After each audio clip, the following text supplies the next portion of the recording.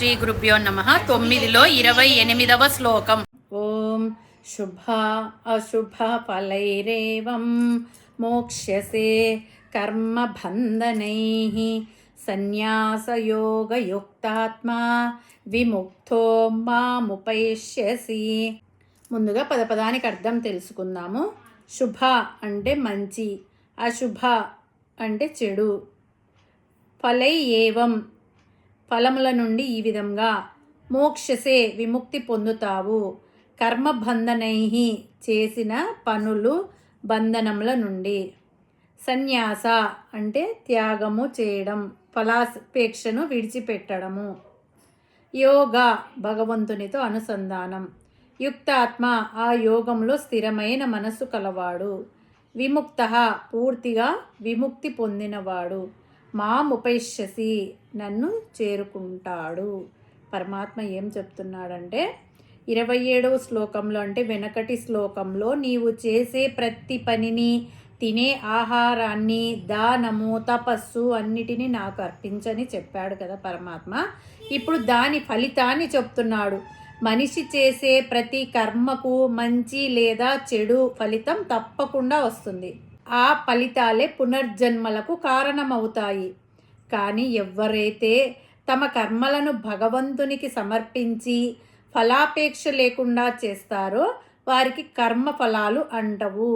వారు కర్మ బంధాల నుండి విముక్తి పొంది చివరకు భగవంతుణ్ణి చేరుకుంటారు. ఇక్కడ సన్యాసం అంటే ఇల్లు వదిలి అడవులకి వెళ్ళడం కాదు. నిజమైన సన్యాసం అంటే ఈ పని నేను చేస్తున్నాను అనే అహంకారాన్ని విడిచిపెట్టడం, దీనివల్ల నాకు ఈ ఫలితం రావాలి అనే ఆశను విడిచిపెట్టడం, ప్రతి పనిని భగవంతునికి సమర్పించడం, అదే కర్మయోగ సారాంశం. ఈ ప్రకారంగా సన్యాస యోగముతో కూడుకున్న మనసు కలిగిన వాడవై పుణ్యపాపాలే ఫలముగా కలిగినటువంటి ఈ కర్మ బంధనాల నుండి విడుదల పొంది నన్నే చేరుకుంటావు. మనం ఇలా అన్నీ భగవంతునికి సమర్పిస్తే మనకు వచ్చే ఫలితం ఏమిటి అంటే సమస్త కర్మల బంధనాల నుండి విముక్తి పొంది నన్నే చేరుకుంటావు అని పరమాత్మ ఇక్కడ ఘంటాపదంగా తెలియజేస్తున్నాడు. కర్మబంధనం ఎప్పుడైతే విడిపోతాయో అదే మోక్షం. చాలా కాలం నుంచి దుఃఖాలు అనుభవిస్తుంటుంటారు. అవి పోయినప్పుడు ఏమనుకుంటారు, అమ్మయ్యా ఈనాటికి నాకు ఈ దుఃఖాల నుండి మోక్షం కలిగింది అని అంటారు. ఎప్పుడు కష్టాలే పొందేటువంటి వాడు ఏమంటాడంటే ఈ కష్టాల నుంచి నాకు మోక్షం ఎప్పుడో అని అంటుంటాడు. వాటి నుంచి విడుదల పొందడమే మోక్షం. ఒకడు దొంగతనం చేశాడని స్తంభానికి తాళ్ళతో కట్టేశారు. కొద్దిసేపు అయిన తర్వాత జాలి వేసి తాళ్ళు విప్పి విడుదల చేశారు. ఇందాక కట్టేసినప్పుడు బంధనం, తాళ్ళను విప్పేస్తే మోక్షం. విడుదల అంటే ఆ బంధం నుండి విడుదల అయ్యాడు. మరి మనల్ని ఈ లోకానికి బంధించినటువంటి తాళ్ళు ఏవి? అక్కడ తాళ్ళతో కట్టేస్తే బంధమైంది. అలాగే మనము కూడా కర్మ బంధనము అనే తాళ్ళతో కట్టేసుకున్నాం, బంధించుకుంటున్నాం. ఈ కర్మఫలాలు ఎలాంటివంటే శుభ అశుభ అంటే శుభాలు అశుభాలు అంటే పుణ్యకర్మలు పాపకర్మలు. పుణ్యకర్మ పాపకర్మ ఫలాలు ఏవైతే ఉన్నాయో అవే మనకు బంధనాలు. బంధించడానికి బంగారు గొలుసులైతే ఏమి, ఇనుప గొలుసులైతే ఏమి, రెండూ ఒకటే. చివరకు జరిగేది బంధనమే. ఈ శుభ అశుభ ఫలాలు నిష్కామ కర్మతో చేస్తే కలగవు. పై శ్లోకంలో చెప్పినట్టు మనం చేసే ప్రతి పని పరమాత్మకు అర్పిస్తే ఆ బంధనాలు మనలను బంధించవు. ఒకవేళ బంధించిన వాటి నుండి విముక్తి పొందవచ్చు. ఇక్కడ సన్యాసము యోగము అనే 2 పదాలు వాడారు. సన్యాసం అంటే విడిచిపెట్టడము, యోగం అంటే చేయడము. ఒకటేమో విడిచిపెట్టడం, ఒకటేమో పట్టుకోవడం. ఇలా 2 చెప్తే ఎలా అంటే కర్మ ఫలాలను విడిచిపెట్టు, కర్మయోగం చేయి అని అర్థం. కాబట్టి కర్మలను చేస్తూ కర్మ ఫలాలను వదిలిపెట్టడాన్ని సన్యాస యోగయుక్తం అంటారు.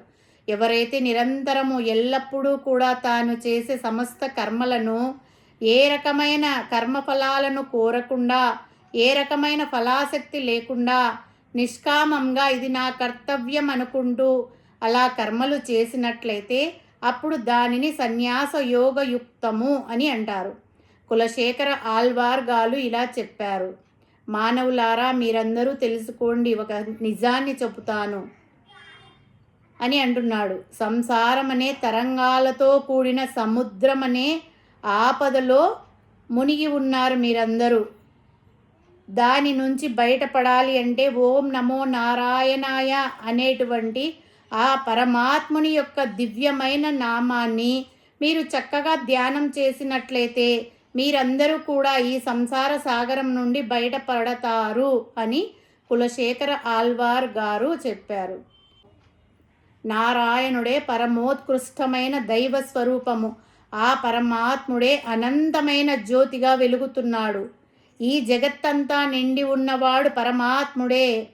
అంతర్బహిస్సత సర్వం వ్యాప్య నారాయణ స్థిత. లోపల బయట అంతా నారాయణుడే వ్యాపించి ఉన్నాడు అని ఈ వేదం చెబుతుంది.